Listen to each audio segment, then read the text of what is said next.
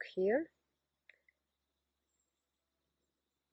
The author describes how he works with autistics, and he is a biologist, so he still comes from quite a scientific background. And I was a bit triggered by the language that comes from that deficit-oriented model of autism. Yeah, but apart from that, I think it's still a good book because he really goes into how much the forest, nature, can relieve stress. And when he goes out into nature with these autistic kids, then he could always observe this change, how they became more relaxed,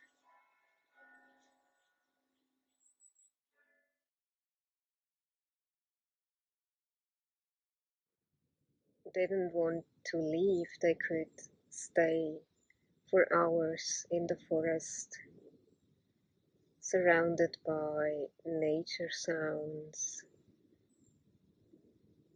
And those kids really love to sense that natural environment. And it also helped them in tackling the stresses of daily life better. So basically, the author describes exactly my experience, what I have mentioned before. And when you relax, the parasympathetic state is activated, and there were even studies that showed that the cortisol level in autistics, neurodivergent people, is higher. So I knew that. And nature can reduce that cortisol level, so it's measurable.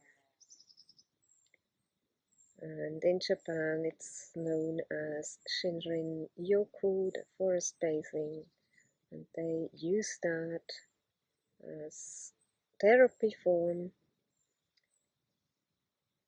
And now this has come to our attention in the West as well, but it's really something old. Yeah, and we are just catching up with that.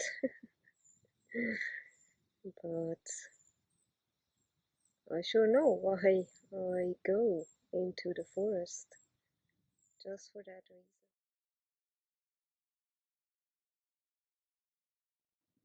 So Temple Grandin designed the shoot according to her observations of cows and how she noticed what sets them off, and therefore what needs to be done so cows will approach willingly a shoot without being scared off.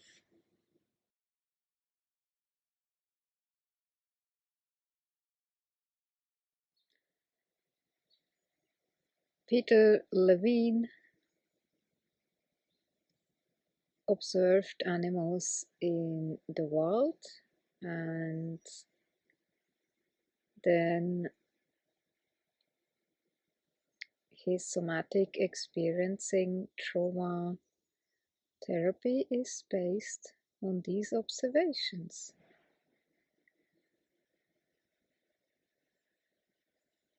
It's only common sense that we humans are the same, and as we know from Maslow's pyramid, the need for feeling safe is very strong for animals as well as humans.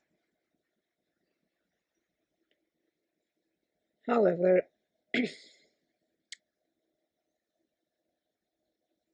so very often this is completely disregarded for autism, when there it's actually even more developed and stronger. The environment is everything, and feeling safe in your environment, especially for neurodivergent people, it's very strong. And then when some kind of self-proclaimed autism expert comes and says, oh, this must be done, this is the known approach for autism, blah blah blah,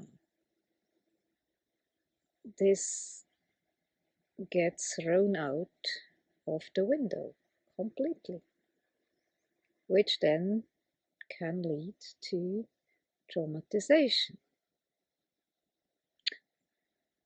And it's frustrating to try to communicate that.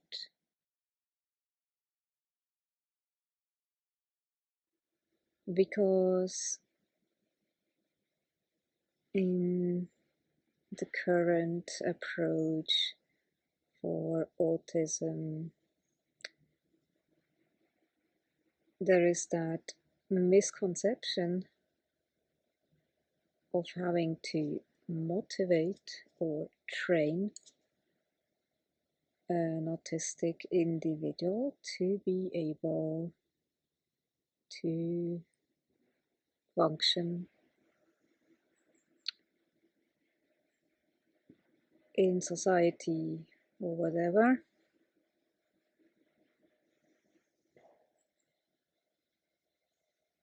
And then this is all upside down.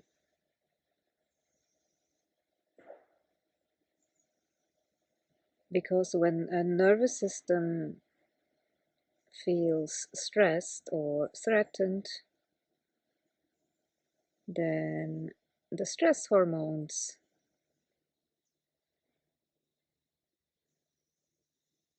are activated, and an individual goes into survival mode. And in that state, there is no space for any curiosity or approaching something or wanting to explore.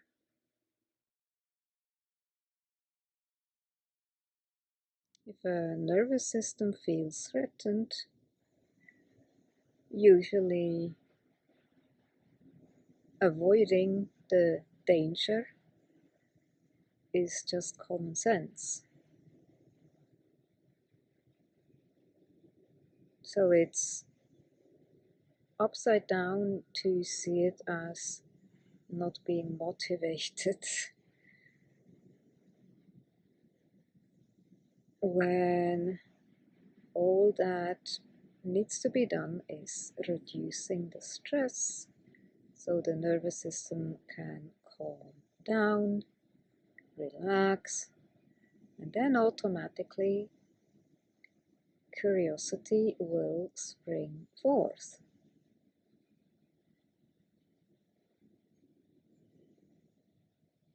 yeah, so I hope that at some point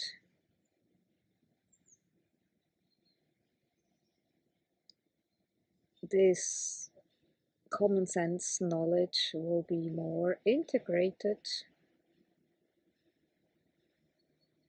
and not so completely disregarded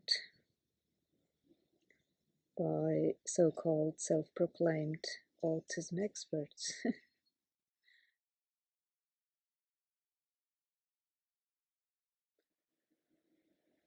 This misguided idea of training or motivating autistic individuals, it adds additional pressure to a nervous system that is already in danger alarm. It's counterproductive, obviously, right? And then that triggers the survival responses, fight, flight, or freeze, or as it is called, meltdowns, shutdowns. In the autism jargon, everything has to have a separate name in the autism field, and then yeah, it's lost in translation basically because it's not regarded as survival response, but typical for autism. But what actually triggers a survival response, and also the responsibility of somebody that should be a safe person, not one that adds more stress, well, then you have the result and possible traumatization on top.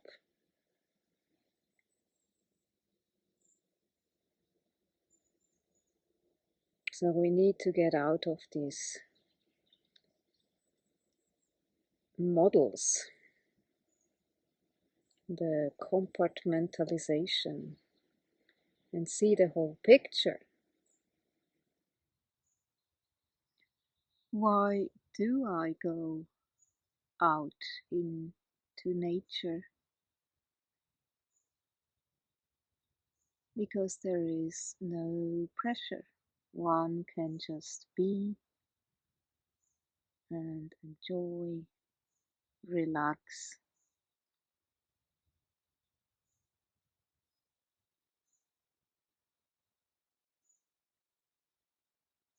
and nature is one of the best nervous system regulations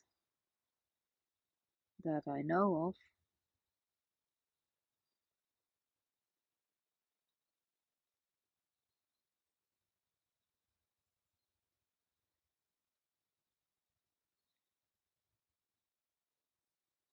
And only from that curiosity and creativity springs forth, because the nervous system will switch from sympathetic survival response into parasympathetic rest and digest, calm being.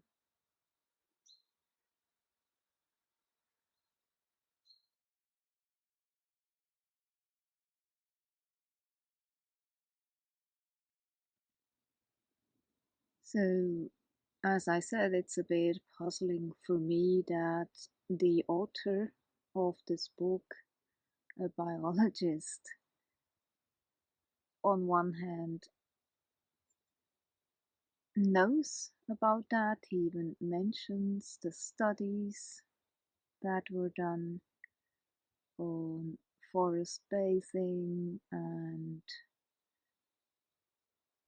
measures that were taken on cortisol levels when in stress and when in rest and digest and all of that. But then he still speaks about training or motivating autistic individuals, um, basically bribing kids to do stuff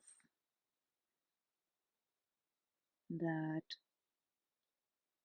people in the autism field deem necessary. Uh, and such bribes are toys or even, what is worse, sweets, which then again actually will trigger the survival response with all that sugar. And especially for autistic individuals, digestion is very often not as it should be, obviously, because in a survival response, you are not in rest and digest, it's shut off, right? And it's a weird paradox that one person can see or knows about these facts, but on the other hand, completely disregards these very facts in a way. It's puzzling that he cannot see the whole picture, even though he mentions it in one sentence, but then in the next sentence, completely contradictory.